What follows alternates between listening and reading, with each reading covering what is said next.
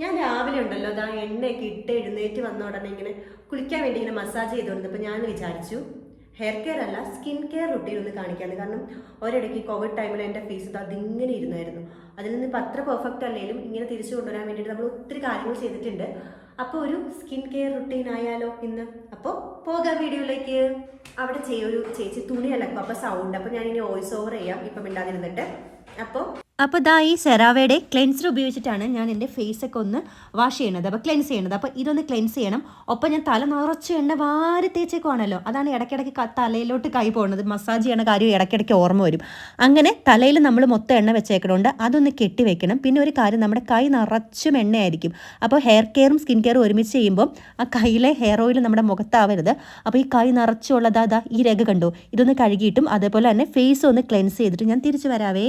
അപ്പോൾ എൻ്റെ കയ്യിൽ ഞാൻ 2 എണ്ണയും പിടിച്ചിട്ടാണ് നിൽക്കുന്നത്. ഒന്ന് ഏലാദി കെയറോ, ഒന്ന് ലാഷാദി കെയറോ. ഈ ലാഷാദി കെയർ എന്ന് പറയുന്നത് എനിക്ക് പരിചയമുള്ള ഉഷ ചേച്ചി എന്ന് പറയുന്ന ചേച്ചി പറഞ്ഞു തന്ന ഒരു എന്താ പറയുക എണ്ണയാണ്.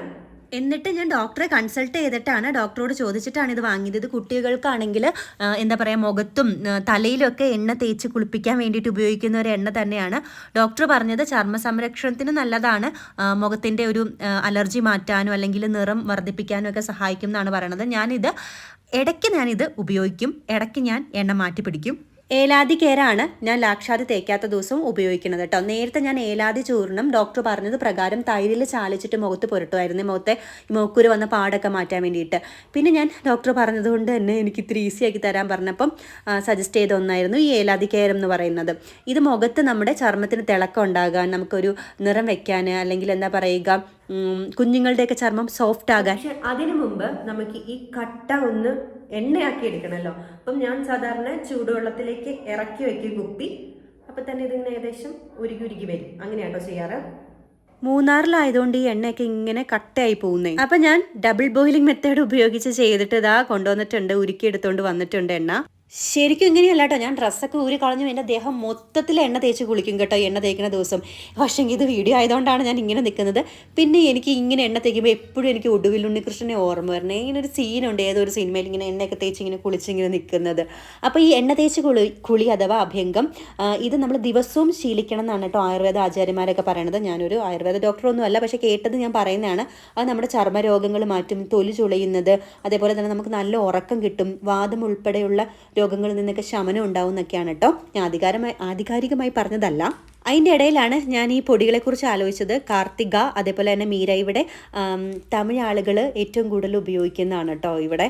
അപ്പം ഞാൻ വിചാരിച്ചു ഇതിലേതെങ്കിലും ഒന്ന് തലയിലും കൂടെ തേക്കാമെന്ന്. അങ്ങനെ വീണ്ടും പോയി കൈ കഴുകിയിട്ട് വന്നിട്ട് ഞാൻ അതിൽ മീര എന്ന് പറയുന്ന ഹെർബൽ പൗഡറാണ്, ചിക്കഗായ് പൗഡറാണ് ഞാനിങ്ങനെ വെള്ളത്തിൽ ചാലിച്ചിട്ട് എൻ്റെ തലയിൽ പുരട്ടുന്നത് കേട്ടോ. ആക്ച്വലി എൻ്റെ അമ്മയൊക്കെ എൻ്റെ മുടി നോക്കുന്ന സമയത്ത് എനിക്ക് എന്ത് മുടിയായിരുന്നു എന്നറിയാമോ. ഞാൻ ഹെയർ കെയർ അങ്ങനെ ഇപ്പോൾ ചെയ്യാറേ ഇല്ല, പക്ഷെ അതും കൂടെ തുടങ്ങാമെന്ന് വിചാരിച്ചു. അതങ്ങനെ വെച്ച് കൈയൊക്കെ കഴുകിയിട്ട് തിരിച്ച് വന്നിട്ട് നമ്മൾ മുഖത്തൊക്കെ നമ്മുടെ ഏലാദി കെയറും തേക്കുവാണ് കേട്ടോ. ഇനി ഞാൻ ഈ വീഡിയോ ഒക്കെ ഓഫ് ചെയ്തിട്ട് പോയിട്ട് ഡ്രസ്സൊക്കെ മാറി എൻ്റെ ശരീരം മൊത്തം തേക്കും. കാരണം ശരീരം മൊത്തം തേച്ച് കുളിക്കണം, എണ്ണ തേച്ച് കുളിക്കുക അത്രത്തോളം ബെനിഫിറ്റ്സ് ഉണ്ട്. ഞാനുണ്ടല്ലോ എൻ്റെ ശരീരം മൊത്തം എണ്ണ തേച്ച് പിടിപ്പിച്ചിട്ട് സാധാരണ മുഖത്ത് തേക്കാറുള്ളൂ. കാരണം എൻ്റെ ഓയിലി സ്കിന്നാണ്. അപ്പോൾ ഓയിലി സ്കിന്നുകാർ ശ്രദ്ധിക്കുക, നമ്മളൊരു 7 മിനിറ്റ് അത്രയൊക്കെ മുഖത്ത് വെച്ചാൽ മതി. ബാക്കി നമുക്ക് 10-15 മിനിറ്റ് നേരം വെക്കണതിന് ഒരു പ്രശ്നമില്ല. അപ്പം ഞാൻ എന്തൊക്കെയും ആക്ഷൻ കാണിക്കുന്നുണ്ടല്ലോ. ചേച്ചി തുണി അലക്കണോണ്ട് പറയാതെ ഞാൻ ആക്ഷൻ കാണിച്ചുകൊണ്ടിരുന്ന കേട്ടോ. ഞാൻ കോട്ടക്കലിൻ്റെ ബേബി സോപ്പാണ് മുഖത്ത് തേക്കണതും ശരീരത്ത് തേക്കണതും. അങ്ങനെ ആ കുളിയൊക്കെ കഴിഞ്ഞ് തിരിച്ചു വന്നിട്ട് ഞാൻ ഈ അടയാളം വെക്കണത് എന്താണെന്ന് വെച്ചാൽ രാസ്നാഥ് തേക്കാനാണ് കേട്ടോ. നമ്മുടെ ഈ ഒരു ചെവിയിൽ നിന്നും മറ്റേ ചെവിയിൽ നിന്നും ഇങ്ങനെ ജോയിൻ ചെയ്ത് വരുമ്പോൾ അവിടെ ആ നെറുകം തലയിലാണ് നമ്മൾ ഈ രാസ്നാഥ് ഇടേണ്ടത് കേട്ടോ. രാസ്നാഥ് ഇടുമ്പോൾ എപ്പോഴും എനിക്ക് അമ്മയെ ഓർമ്മ വരും. നമ്മൾ കുളിയൊക്കെ കഴിഞ്ഞിട്ടിരാകുമ്പോൾ അമ്മയാണല്ലോ. പ്രത്യേകിച്ച് മൂന്നാറായതുകൊണ്ട് ഞാൻ വീണ്ടും ഈ ഒരു ശീലം കൊണ്ടുവന്നേക്കുവാണ്. കാരണം തണുത്ത വെള്ളത്തിലാണ് ഞാൻ തല നനയ്ക്കുന്നത്, ചൂടുവെള്ളത്തിൽ ഞാൻ ശരീരം മാത്രമേ നനയ്ക്കൂ. കുറേ നേരം വെള്ളത്തിൽ കിടന്നിട്ട് കണ്ണ് വരെ ചുമന്നിട്ട് എനിക്ക് തണുത്തിട്ട് പാടില്ല. അപ്പോൾ ഇതുവരെ തീർന്നിട്ടില്ല. അപ്പം ഇങ്ങനെ എണ്ണ തേച്ച് കുളിക്കുന്ന ദിവസങ്ങൾ അല്ലെങ്കിൽ എനിക്ക് ഓർമ്മ ദിവസങ്ങൾ മാത്രം ചെയ്യുന്ന ഒരു റുട്ടീനാട്ടോ ഇത്. അപ്പം നിവ്യയുടെ ഒരു എന്താ പറയുക ബോഡി ലോഷനും ഉണ്ട്, അതേപോലെ ഗാർണിയറിൻ്റെ ബോഡി ലോഷനും ഉണ്ട്. നിവ്യയുടെ എൻ്റെ കസിൻ അമ്പു വന്നപ്പോൾ കൊണ്ടുത്തന്നാണ്. ഗാർണിയറിൻ്റെ എൻ്റെ ഫ്രണ്ട് സോന വന്നപ്പോൾ കൊണ്ടുത്തന്നെയാണ് കേട്ടോ. അപ്പോൾ അതിൽ ഞാൻ ഇപ്പം നിവ്യാണ് ഇടണം കേട്ടോ. എനിക്ക് തോന്നണ പോലെയാണ് ഇത്. ഞാൻ എപ്പോഴും ശ്രദ്ധിക്കാൻ, ഇത് എപ്പോഴും ചെയ്യണ കാര്യമല്ല, പക്ഷെ ഇത് എപ്പോഴും ചെയ്യണം. നമ്മൾ മറ്റേ സിനിമയിൽ കുഞ്ഞിക്കോനം പറയണ പോലെ നനവോടെ നമ്മൾ ശരീരത്തിൽ നിന്ന് ഇറങ്ങും, നനവോടെ തന്നെ ഇത് ചെയ്യണം. ഞാനിത് ഓർക്കണ ടൈമിലാട്ടോ രാവിലെയൊക്കെ കുളിച്ചിട്ട് സ്കൂളിലോട്ട് ഓടുന്ന ദിവസങ്ങളിൽ ഞാൻ ഓർക്കാറില്ല. പക്ഷേ അവധി ദിവസങ്ങളിൽ ഞാൻ കറക്റ്റായിട്ട് ഓർത്ത് ചെയ്യും. ഇതിന് ശേഷം ഞാൻ ആ പെട്ടി നിറച്ചുള്ള സാധനങ്ങൾ എടുക്കുന്നത് നമ്മുടെ ഡെയിലി സ്കിൻ കെയറിലോട്ട് പോകാൻ വേണ്ടിയിട്ടാണ് കേട്ടോ. അത് ഞാൻ വേറൊരു വീഡിയോ ആയിട്ട് സെപ്പറേറ്റ് ആയിട്ട് ഇടാം. ഞാൻ സൺസ്ക്രീൻ ഇടുന്ന മോയ്സ്ചറൈസർ സൺസ്ക്രീൻ അങ്ങനത്തെ ഒരു ചെറിയ റുട്ടീനുള്ളൂ. ചില സമയങ്ങളിൽ സിറം ഒക്കെ ഉണ്ട്. ഞാൻ ഡീറ്റെയിൽ ആയിട്ട് ഒരു ദിവസം പറഞ്ഞുതരാം. അല്ലെങ്കിൽ ഞാൻ ബാക്കി ഉപയോഗിക്കുന്ന അതിൻ്റെയൊക്കെ ഒരു വീഡിയോ ഞാൻ സെപ്പറേറ്റ് ആയിട്ട് ചെയ്യാം കേട്ടോ. പക്ഷേ ഇപ്പോൾ എനിക്ക് എന്താ രാസ്നാദിയുടെയും ആ ബേബി സോപ്പിൻ്റെയും ഏലാദിയുടെയൊക്കെ ഒരു നല്ലൊരു സ്മെല്ലുണ്ട് എനിക്കിപ്പോൾ. ഇപ്പം നിവ്യ എല്ലാം കൂടെ ചേർത്തിട്ട്